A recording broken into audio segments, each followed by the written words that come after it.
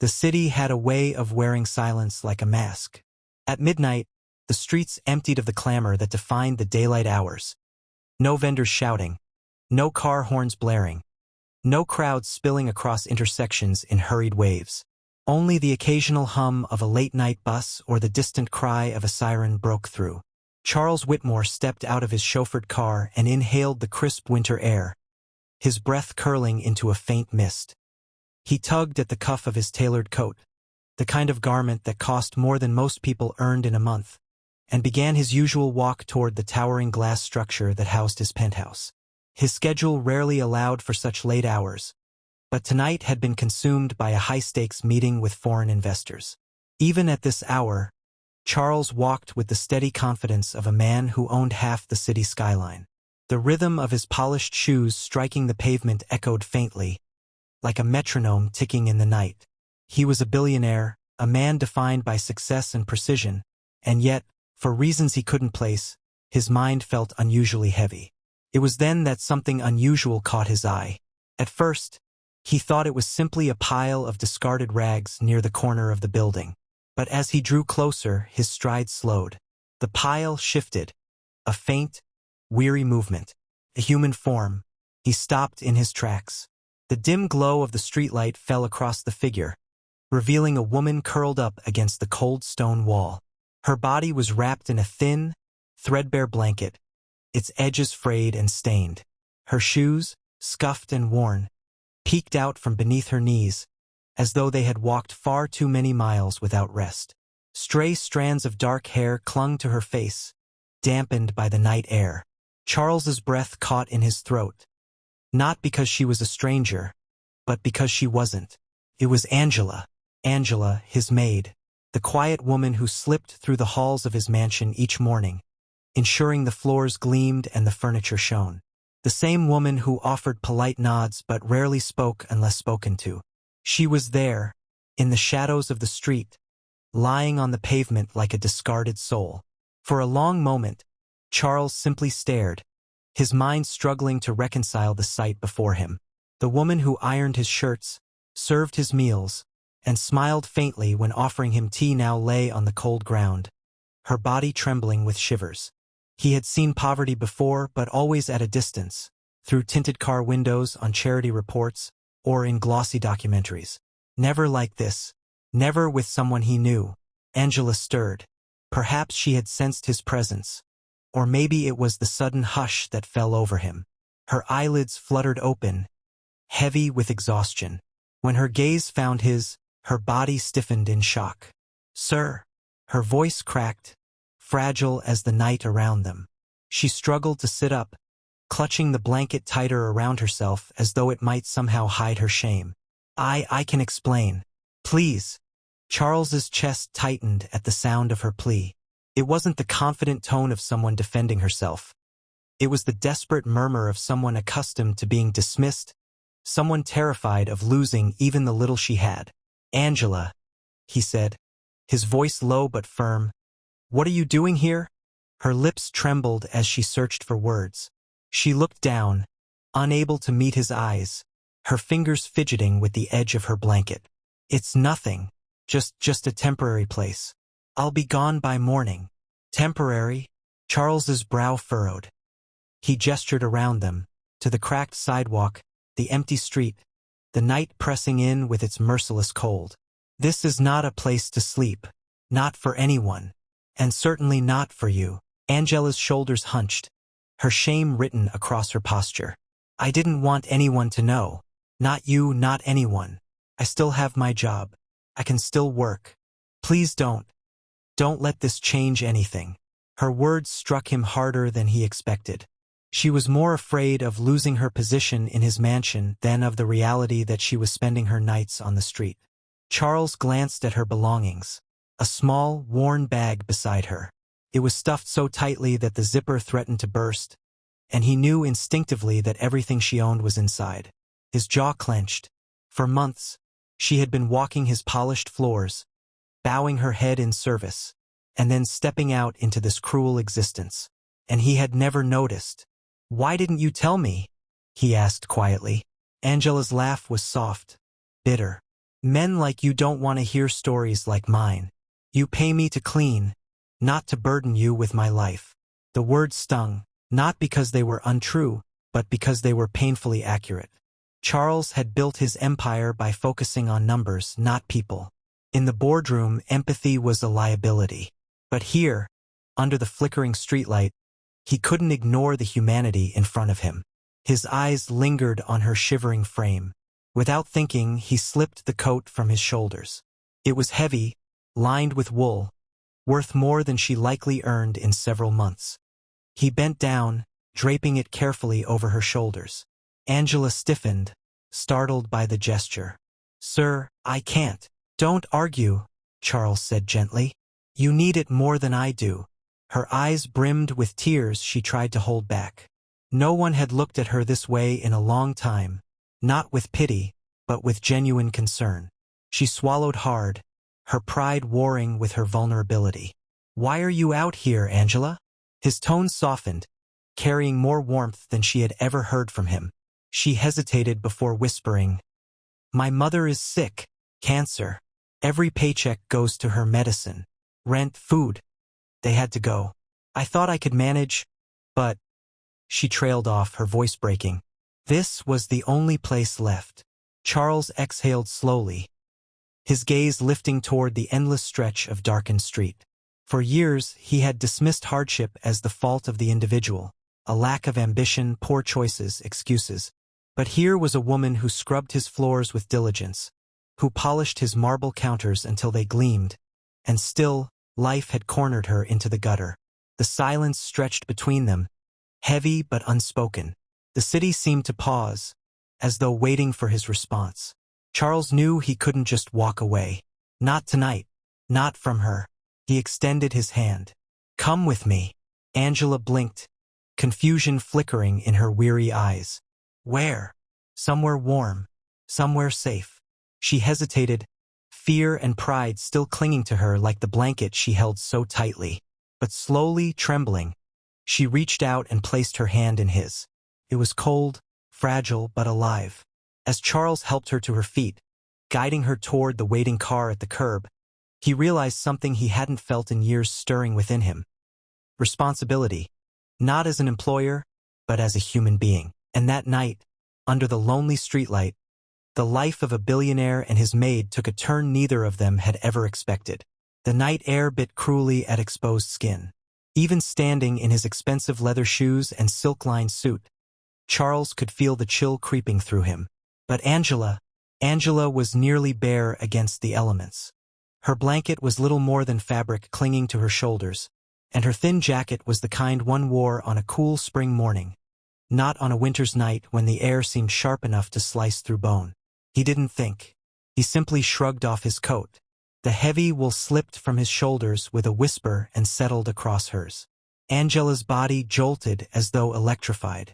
She clutched the edges of the coat instinctively, then froze when realization struck her. Her wide, bewildered eyes lifted to his face. "Sir?" she breathed, her voice both startled and frightened. No, I can't. This is yours." She tried to push the coat back, her fingers fumbling against the rich fabric as if touching it might tarnish it. Charles gently pressed it back around her shoulders, his hands lingering for a moment to ensure it stayed in place. His tone was quiet but firm, the kind of voice that usually settled million-dollar negotiations. "Angela, you need it more than I do." She stared at him, mouth parted as if to argue further, but the words failed her. The weight of the coat enveloped her, its warmth seeping into her skin. For weeks, maybe months, she had grown used to the sting of cold nights. Now, suddenly, comfort draped itself over her shoulders, and the contrast was unbearable. Tears pricked at the edges of her eyes, though she blinked rapidly, willing them not to fall. "Please," she whispered, almost choking on the word. "Please don't pity me." Charles frowned. "This isn't pity. It's humanity." That single word struck her deeply, and she turned her face away, ashamed that her vulnerability had been exposed. She had worked tirelessly to keep her secret hidden. To her, dignity was a fragile thread. If anyone saw her like this, especially him, it would unravel completely. But Charles's voice broke into her storm of thoughts. Angela, how long? Her shoulders stiffened beneath the coat. How long what, sir? How long have you been living like this? His eyes swept over the sidewalk, the ragged bag stuffed with her belongings. The way she huddled as if she had been doing it night after night. Angela swallowed hard. Months. The word was barely audible, as if admitting it out loud gave the truth too much power. Charles's jaw tightened. He thought of all the times he had seen her at the mansion, dressed neatly in her uniform, hair tied back, eyes cast down as she polished his furniture or served his guests. She had smiled faintly when spoken to, never hinting at the weight she carried once she left those gleaming halls. How could he not have noticed? Why didn't you say anything? His voice carried more emotion than he intended. Guilt, anger, disbelief. Angela's lips trembled before she forced out a bitter laugh. Men like you don't want to hear stories like mine. You hire me to keep your floors spotless, not to listen to my problems. My life isn't supposed to exist outside your walls. Her words hit harder than any business rival's insult ever had. Charles, a man whose life revolved around transactions, profits, and control, suddenly felt powerless. He had prided himself on his sharpness, on never missing details, but he had missed this. You're wrong, he said quietly after a moment. At least, I don't want to be that man anymore. Angela blinked at him, startled.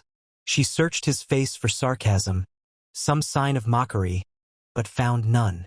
The sincerity unsettled her more than cruelty ever could. Sir, she whispered again, this time more fragile. Please, don't fire me. I can still work. I'll do better.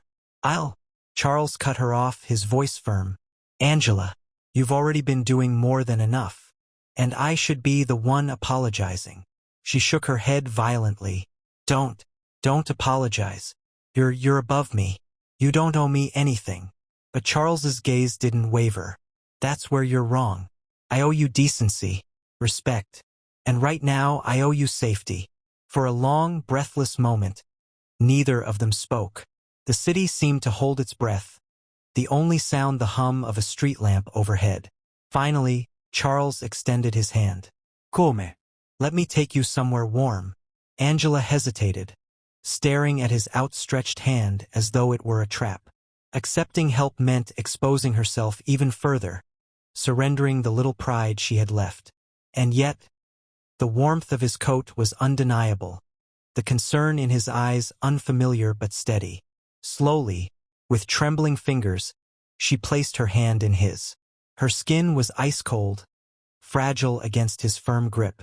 Charles tightened his hold just enough to reassure her. Without another word, he guided her toward the sleek black car idling by the curb. The chauffeur's eyes flicked up in shock at the sight of Angela. Ragged, weary, clinging to a blanket, and then at his employer, who held her hand as if she were something precious. Charles caught the glance but ignored it. For once, appearances meant nothing. Angela faltered as they neared the car. Sir, please, I can't. This isn't right. I don't belong in there. Charles opened the door, his movements precise. You don't belong on the street either. Get in. She stared at him, torn between resistance and surrender, before finally stepping inside. The warmth of the leather seats enveloped her instantly, and she exhaled a shaky breath. For the first time in months, her body relaxed, if only slightly. Charles slid in beside her, his expression unreadable but his mind a storm. As the car pulled away, Angela clutched his coat tighter around herself, burying her face in its folds. She didn't speak, but silent tears streaked down her cheeks. Tears of exhaustion, of fear, and of something dangerously close to relief. Charles noticed but said nothing. Instead, he sat beside her in silence, realizing that tonight had shifted something deep within him. For years, his wealth had built walls between himself and the world's struggles. But those walls had cracked the moment he saw Angela lying on the pavement. And though neither of them said it aloud, both knew that this night marked the beginning of something unexpected. Something that would change them both forever. The car glided silently through the sleeping city, its headlights cutting narrow beams across the empty roads. Inside, the warmth of the leather seats contrasted sharply with the tension that hung between its two passengers. Angela sat pressed against the door, clutching Charles's heavy coat as though it were both shield and lifeline. She didn't dare meet his eyes, afraid of what he might see in hers. Shame, fear, and a flickering hope she hadn't felt in a long time. Charles, on the other hand, sat rigidly, staring out the window though his thoughts were nowhere in the blur of passing lights. He couldn't shake the image of her huddled against the wall, her body trembling under a threadbare blanket. He had seen poverty before, but always through the sterile lens of charity reports or brief glimpses from the tinted windows of his cars. Numbers, statistics, faceless crowds. But Angela wasn't a statistic. She had been walking his halls, serving his meals, bowing her head in silence, all while carrying the weight of survival on her shoulders. And he had been blind. "Where do you usually sleep?" The question slipped from his lips before he realized how blunt it sounded. Angela stiffened, her fingers twisting in the coat. "Here and there. Sometimes in a shelter if there's space. Sometimes at the station." Her voice was small, hesitant, as though each word cost her something. "But usually on the street. It's quieter." Charles's jaw tightened. The idea of her, his maid, navigating dark alleys and cold nights while he reclined in comfort felt obscene. "And your mother?" Angela's breath caught. Her eyes flicked toward him, uncertain whether she should answer, then dropped back to her lap. "She's in a clinic. Not the kind you'd take your family to," she admitted. "It's all I could afford. The doctors do what they can. But—" Her voice trailed off, her shoulders curling inward. "She needs real treatment. I can't pay for it. So I work. Every penny goes to her medication." Charles closed his eyes briefly, absorbing the weight of her confession. He had sat in countless boardrooms, dissected balance sheets, argued over millions in profits and losses.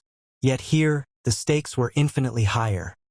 The health of a woman he had never met, and the dignity of the one who sat beside him.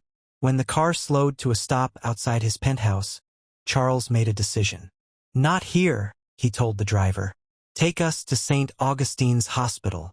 Angela's head snapped up, alarm flashing in her eyes. "No, sir, please. You've already done enough." "I can't." Charles turned to face her fully for the first time since they'd entered the car. His expression was unreadable, but his voice carried steel. "Angela, listen to me. You've been giving me your loyalty, your strength, while hiding your own suffering. Now it's my turn. You need help, and your mother needs help even more. I'm not asking. I'm telling you. We're going to the hospital." Her lips parted in protest, but the firmness in his tone silenced her. For once, she saw not the distant billionaire, but a man whose authority was being used not to dominate, but to protect. The car pulled up to the hospital's emergency entrance. Nurses and orderlies moved briskly under the harsh glow of fluorescent lights. Charles stepped out first, then offered his hand to Angela. She hesitated, clutching the coat tighter around herself, before finally taking it. The gesture felt strange, intimate, but she followed him inside. The smell of antiseptic filled the air, sharp and clean. Angela shifted uncomfortably, unused to standing at the reception desk with someone like Charles beside her. When the nurse asked for details, Angela stammered, trying to explain her mother's situation. But Charles placed a hand gently on her arm and stepped forward. "My employee's mother," he said in a tone that brokered no argument. "She requires immediate treatment. Private room. Best doctors available. Whatever it costs." The nurse blinked, her eyes widening at the gravity in his voice. She nodded quickly, scribbling notes and making calls. Angela's head whipped toward him, her eyes blazing with panic. "Sir, no," she whispered harshly. "Do you know how much that will cost? I can't ever repay you." Charles turned to her, his gaze steady. "Angela, this isn't about repayment. It's about what's right. You've given me your work, your trust.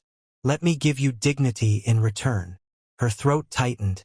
No one had ever spoken to her like that before. Not as a servant, not as a burden, but as a person worthy of dignity. Within minutes, a team of doctors and nurses were assembled. They spoke in clinical terms, outlining tests and procedures that sounded foreign to Angela. She tried to follow, but her mind buzzed with fear and disbelief. Charles, however, absorbed every detail, asking sharp questions, ensuring nothing was overlooked. It was as though he had taken on her burden as his own. When her mother was finally wheeled in, frail, pale, her body weakened by illness, Angela broke. She rushed to her side, clutching her hand, tears spilling freely. "Mama," she whispered, her voice shaking. "We're here now. You're going to be okay." Her mother's tired eyes flickered open, confusion written across them. "Angela? How?" She coughed weakly. Angela pressed her forehead against her mother's hand, unable to explain. She couldn't bring herself to say that the man who paid her wages now stood behind her, ensuring her mother would receive treatment she had once thought impossible. Charles remained a respectful distance away, his expression unreadable. Yet inside, something was shifting. He had spent his life calculating return on investment, measuring every action by gain or loss. Tonight, however, there was no ledger, no profit margin, only the profound weight of choosing humanity over indifference. As Angela clung to her mother, whispering reassurances through tears, Charles felt something stir in his chest. A realization. All the skyscrapers he had built, the companies he had conquered, the fortune he had amassed, none of it compared to this. The simple, undeniable impact of saving one family from despair. Angela finally turned to him, her eyes red but shining with gratitude she couldn't put into words. Her lips trembled as though she wanted to thank him, but no sound came out. She didn't need to. The look alone said everything. Charles gave a small nod, his own throat tightening unexpectedly. That night, as the hospital staff began treatment and Angela sat at her mother's side, Charles knew one thing with absolute certainty. For the first time in years, he wasn't acting as a businessman or a billionaire, or even as an employer. He was acting as a man. And for Angela, that made all the difference. The days that followed unfolded like a slow unraveling of secrets. At St. Augustine's Hospital, the sterile white walls and humming machines became an unlikely backdrop to something extraordinary. For Angela, it was the sudden miracle of her mother receiving real medical attention after months of desperation. For Charles, it was a journey he had never expected to take. A journey into compassion, responsibility, and change.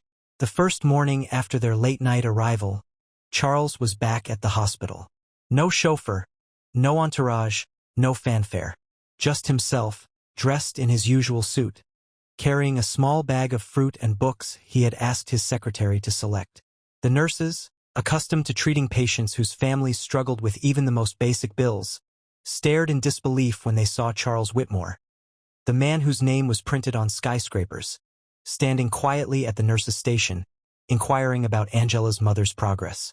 "Her vitals have stabilized overnight," one nurse told him, flustered by his presence. "We've started her on the new treatment plan. It will take time, but she's responding well." Charles gave a small nod, relief flickering briefly in his otherwise composed face. "Good. Make sure she gets everything she needs. No shortcuts. If there's any delay because of cost, charge it to my account immediately." The nurse blinked, nodding quickly, jotting it down as though afraid she might forget such a surreal instruction. Whispers rippled through the staff. Doctors exchanged glances. Why would a billionaire concern himself with the mother of his maid? Some called it charity. Others wondered if it was guilt. But no one could deny the sincerity with which Charles returned every day. Angela noticed it most of all. She had expected his gesture that night, wrapping his coat around her, bringing her here, to be a one-time act of pity. A powerful man's fleeting conscience appeased before he returned to his world of wealth and indifference. But she was wrong. Every evening he came, sometimes for an hour, sometimes for longer. He asked doctors questions Angela didn't understand, making sure no corner was cut, no treatment withheld. He sat by her mother's bed, his presence quiet but steady. And though Angela often tried to thank him, he would wave her words away. Don't waste your strength on gratitude, he told her one night as she dabbed her mother's forehead with a cloth. Save it for her. Angela's heart ached with a confusion she couldn't explain. She had spent so long believing that men like Charles existed in a world entirely separate from hers. A world of glass towers and power, where people like her were invisible. Yet here he was, sitting in a hospital chair that squeaked when he leaned back, holding a cup of bad coffee, listening attentively when her mother spoke in a weak voice about her garden, her past, her dreams. Her mother, too frail to question much, seemed comforted by his presence. You must be Angela's boss, she murmured one evening, her hand trembling slightly as she reached for his. She works so hard. Don't be too harsh on her. Charles gently clasped her hand, his expression softening. She's the hardest worker I know, he said quietly. And you raised her well. Angela, standing nearby, had to turn away to hide the tears that welled in her eyes. Back at his mansion, the staff began to notice changes too. Charles no longer barked orders with the same cold efficiency. He asked questions about their families, about their well-being.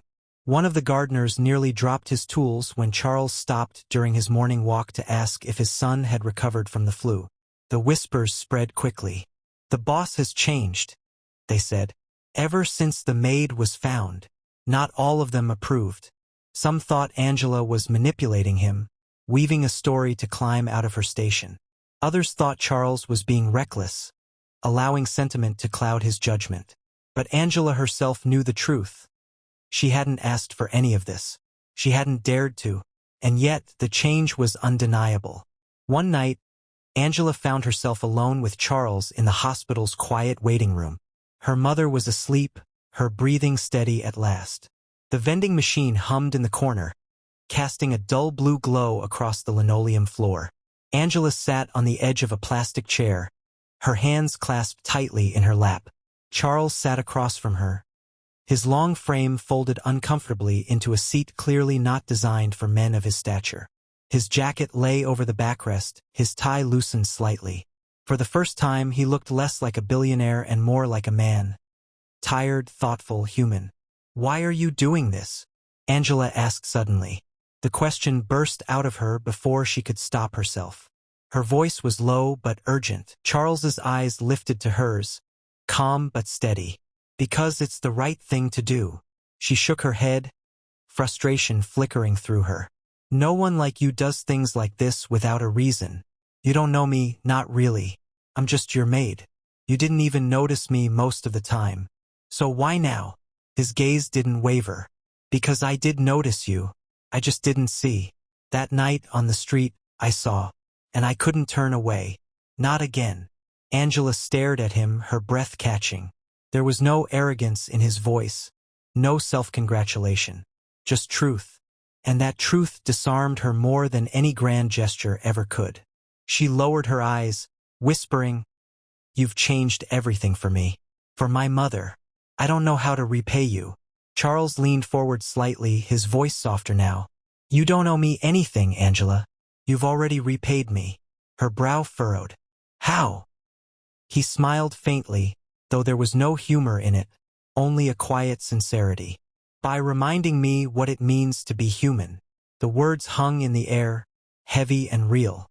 Angela didn't know how to respond, so she simply nodded, tears threatening to spill again. In that silence, a bond formed, not spoken, not defined by status or duty, but by something deeper, a recognition, a respect. And though the city outside bustled with its usual hunger for power and wealth, in that small hospital waiting room, a billionaire and his maid sat together, changed by the simple, silent truth that compassion had bridged the distance between their worlds. For Charles, it was the start of a transformation he couldn't ignore. For Angela, it was the first fragile glimmer of hope that perhaps her life, and her mother's, was not doomed to hardship forever. Neither said it aloud, but both knew. Nothing would ever be the same. Spring came quietly to the city. The icy wind that once cut through Angela's thin jacket gave way to softer breezes carrying the faint scent of blooming flowers. For the first time in months, her steps on the pavement did not echo with dread but with something she had almost forgotten, hope. Her mother, though still fragile, was steadily recovering in the comfortable apartment Charles had arranged for them. It wasn't lavish, but it was warm, safe, and filled with sunlight that spilled generously through the windows each morning. Angela had never seen her mother smile so much in recent years, nor had she heard her hum softly while watering potted plants on the balcony. Every time Angela watched her mother place a hand over her heart and whisper, "God bless that man," Angela's throat tightened. Gratitude was not a big enough word for what Charles had done. But gratitude was not the only thing that had changed. Angela no longer wore the crisp maid's uniform that had once defined her role in Charles's mansion. At first, she resisted the idea of promotion, insisting she wasn't worthy. But Charles had been immovable, his tone final when he told her, "You've proven your strength in ways no resume could capture. I need someone I can trust, not just with work, but with judgment. That person is you." And so, Angela became his personal assistant. The transition was awkward at first. She felt eyes on her from the staff, some curious, others suspicious, a few quietly resentful. To them, she had been one of the invisible workers, suddenly elevated into Charles's inner circle. But Angela carried herself with humility, never flaunting her new position. She worked with the same diligence as before, only now her tasks included scheduling meetings, preparing reports, and sometimes sitting quietly at the edge of the boardroom while Charles negotiated with men twice her age and wealth. "What do you think of this proposal, Angela?" he asked one morning, sliding a document across his desk. She blinked, flustered. "Sir, I wouldn't know. These things are beyond me." He leaned back, studying her with that steady gaze that always seemed to disarm her. "Don't tell me what you think I want to hear. Tell me what you see." Hesitantly, she skimmed the proposal, pointing out a detail that seemed inconsistent. Charles's eyes lit with approval. "Exactly. That's what I missed." Moments like that chipped away at the wall between them. Slowly, Angela began to realize that her value to him wasn't charity. It was trust. He saw her not as a servant, not even as an employee anymore, but as a confidant. And in return, Angela began to see the man behind the billionaire. He still carried the sharp edges of authority, the commanding tone that had built his empire. But beneath it, there was a quiet vulnerability he let slip only in rare moments. Like the time she caught him lingering outside her mother's hospital room long after visiting hours, watching silently with a look of something that resembled longing. Or the evenings when he would stand by the window of his office, staring at the city skyline as though questioning if all his towers and fortunes were truly enough. One evening, after a long day of meetings, Angela entered his office to find him unusually quiet. Papers lay untouched on his desk, his phone unanswered. He was staring out at the city lights, his reflection faint in the glass. "Sir?" she asked softly. He turned slowly, his expression unreadable. "Do you ever wonder, Angela, what it all means? The money, the power, the endless chase for more." She hesitated. "I've never had enough to wonder about more.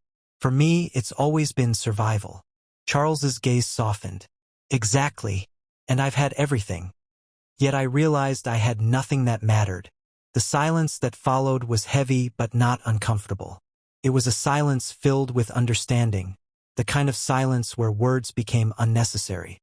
Angela lowered her eyes, her voice barely above a whisper. "You changed my life, my mother's life. I don't know how to carry that kind of debt." Charles rose from his chair, walking toward her until he stood only a few feet away.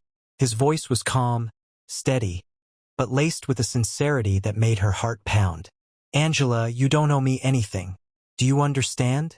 What I did for you, it wasn't a transaction. It was a choice. And in truth, you've given me more than I've given you." Her brows furrowed. "What could I have possibly given you?" He held her gaze, and for a moment she thought she saw something unspoken flicker in his eyes. Something fragile, human. "You reminded me I'm still capable of being more than a machine chasing profits. You reminded me I can care, that I can feel." Her breath caught. She didn't reply, but her silence spoke volumes. In the weeks that followed, their bond deepened quietly. Not with grand declarations, not with labels, but in the subtle ways they moved around each other. A shared glance across a crowded room. A brief smile when their hands brushed as she passed him a file. The way his tone softened whenever he spoke her name.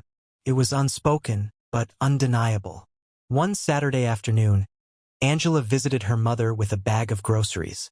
Her mother, seated on the balcony with a blanket over her lap, looked at her daughter with knowing eyes. "He's changed you," her mother said simply. Angela froze, a blush rising in her cheeks. "Mama, it's not like that. He's my employer." Her mother smiled faintly. "No, my child. He's a man who saw you, really saw you. That's rarer than money, rarer than power. Don't dismiss it so quickly." Angela didn't answer, but her mother's words lingered in her heart long after. Weeks turned into months, and though life settled into a rhythm, one truth remained constant. The bond between Charles and Angela had transformed them both. For Angela, it was the knowledge that she was no longer invisible, that her worth was not confined to scrubbing floors but recognized for the strength she carried. For Charles, it was the rediscovery of his own humanity, the realization that compassion, not conquest, was what truly gave life meaning. One evening, as Angela prepared to leave the office, she paused at the door and turned back. Charles was at his desk, papers spread before him, though his pen rested idly in his hand. "Sir," she said softly, "thank you for everything." He looked up, his eyes meeting hers with rare tenderness. No, Angela. "Thank you." And in that moment, neither needed to say more. The bond between them was not built on wealth or obligation. It was unspoken, but it was unbreakable. A bond born on a cold street, under the glow of a lonely lamp, when a billionaire chose kindness, and a maid gave him back his humanity.